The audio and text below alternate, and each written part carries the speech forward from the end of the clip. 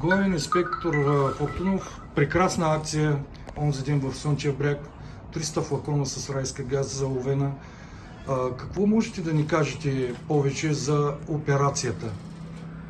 Здравейте! Сега ще се опитам в общи черти да разгледам проблема с райския газ. Видимо и в общественото пространство това се превърна в един значим проблем, който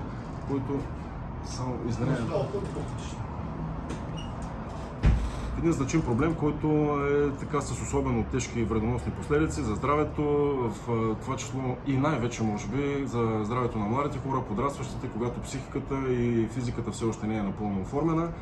В този смисъл проблема с употребата и разпространението на райския газ е изведена като един от основните приоритети на областна дирекция на МВР Бургас. Предвид отпочването и на летния туристически сезон, ОДМВР Бургас планира в рамките на законовите си правомощия да провежда изключително засилен контрол. В това число ще бъдат проведени множество регулярни циклични проверки на питейни заведения, увеселителни заведения, обществени пространства, в които е допуснато или в които се разпространява подобен тип субстанция и продукт. Държа да отбележа, че употребата на райски газ е така в значителна степен опасна за здравето, както вече уточних, но само ще сложа следният акцент. Физически и медицински категорично е доказано, че употребата на райски газ нанася върху човешкото тяло и върху психиката доста тежки поражения, като в това число включваме замайвания, звукови и визуални халюцинации, влошена координация, както и други такива неприятни детайли, последици, които разбира се, ние като представляващи държавата смятаме и ще положим усилия да предотвратим.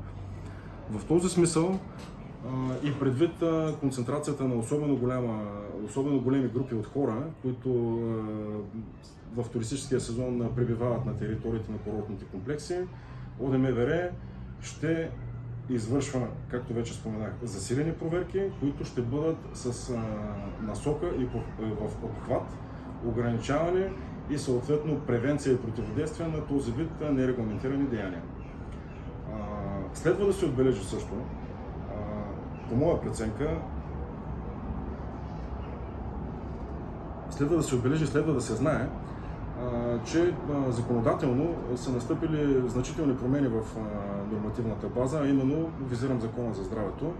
Санкциите, които са предвидени в унисон, по-скоро в насока употреба и разпространение на райски газ, вече са с значително по-високи финансови нива.